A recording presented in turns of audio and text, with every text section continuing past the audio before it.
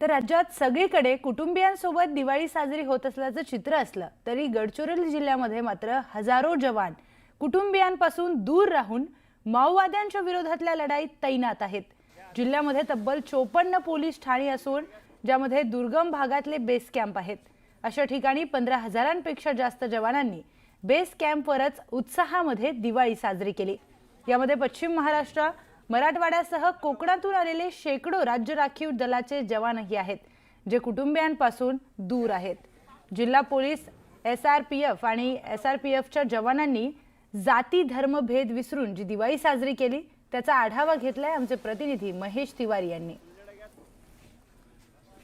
देशात सगळीकडे दिवाळीचा उत्साह पाहायला मिळतो। ही दिवाळी अनेक जण कुटुंबियांसोबत साजरे करत असताना कायदा सुव्यवस्था, माओवाद प्रभावित भागात अभियान हे सगळे सांभाळणारे जवान दिवाळी किती उत्साहात साजरी करतात हे मी तुम्हाला दाखवतो।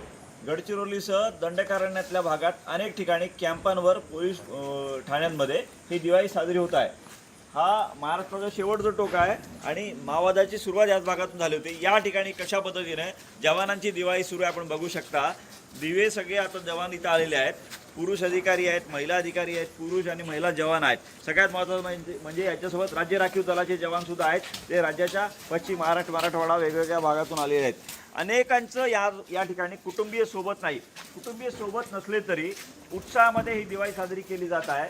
कारण दिवसभर कायदा सुव्यवस्था राखणे, काही ठिकाणी अभियानावर सुद्धा जवान जातात। गडचिरोली जिल्ह्यातले अनेक कॅम्पा पोस्ट आहेत या ठिकाणी जवानांना अतिदुर्गम भागात, अतिसंवेदनशील भागात राहावं लागते आणि हे सगळ्याच कॅम्पांवर दिवाळीचा उत्साह आपल्याला पाहायला मिळत आहे। पोलीस अधिकाऱ्यांकडून मोठ्या प्रमाणात मदत करण्यात आलेली आहे। त्याच्यामुळे हे जे आहेत या ठिकाणी दिवाळी उत्साह साजरी करतात। सगळ्यात महत्त्वाचं म्हणजे या जवानांना घरच्यांची आठवण येऊ नये म्हणून या ठिकाणी आपण बघा फराळाचा हा बेतसुद्धा आहे। चकली आहे, लाडू आहे, बेसनचे पेढा आहे, चिवडा आहे, हे सगळं आहे। म्हणजे कुटुंबियांची आठवण आली तरी घरचा फील या ठिकाणी कसा तयार होऊ शकतो या ठिकाणी दाखवलं जात आहे।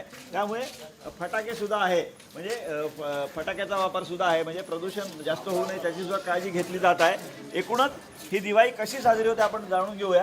काय म्हणाल सर, कुटुंबियासोबत अनेक जण दूर आहेत, कायदा सुव्यवस्था राखणे हे मोठं आव्हान असतं, त्यासोबत ही दिवाळी। पोलीस स्टेशन सिरोंच्या ते आज सगळे अधिकारी अंमलदार हजर आहेत। सगळे आपल्या कुटुंबियापासून दूर आहेत। SRPचे काही आमच्याकडे अधिकारी अंमलदार आहेत, ते पण आपले कर्तव्य बजावण्यासाठी फार दुरून इथपर्यंत आलेले आहेत। कायदा व सुव्यवस्था सांभाळून सगळे लोक आपला सण साजरा करत आहेत। आज सगळे इथे एकत्र येऊन त्यांना दिवाळी सणाचा हे एक उत्साहाने ते साजरा करू लागलेले आहेत। घरापासून आणि दिवाळी तुमची पहिल्यांदा घरापासून दूर होत आहे। मी मूळची अहमदनगर जिल्ह्याची आहे, म्हणजे जवळजवळ इथून 800 किलोमीटर लांब पडतं आहे। तसं तर एकटी राहते तर खूप घरची आठवण येते, पण पोलीस स्टेशनचा स्टाफ आणि सर सगळ्यांसोबत दिवाळी साजरी करताना म्हणजे असं घरासारखंच जाणवतं आहे आणि माझ्यातर्फे सर्वांना दिवाळीच्या खूप खूप शुभेच्छा। नक्कीच, म्हणजे 800 किलोमीटर दूर आहे। आपल्यासोबत राज्य राखीव दलाचे जवान आहेत। मला सांगा, तुम्ही कुटुंबियापासून दूर आहात आणि ही दिवाळी कशी साजरी केली तुम्ही आज?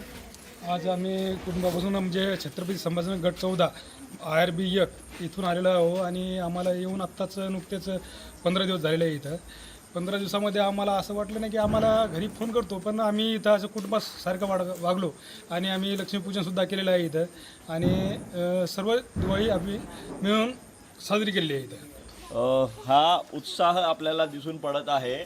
म्हणजे महत्त्वाचं म्हणजे पोलीस विभागात 24 तास अलर्ट राहावं लागतं आणि गडचिरोलीसारखा जिल्हा म्हटल्यानंतर माओवाद्यांच्या कारवाया, त्यांच्या विरोधातलं अभियान, तरीही दिवाळीसारखा सण उत्साहात जवानांनी साजरा केला आहे। महेश तिवारी, न्यूज 18 लोकमत, गडचिरोली।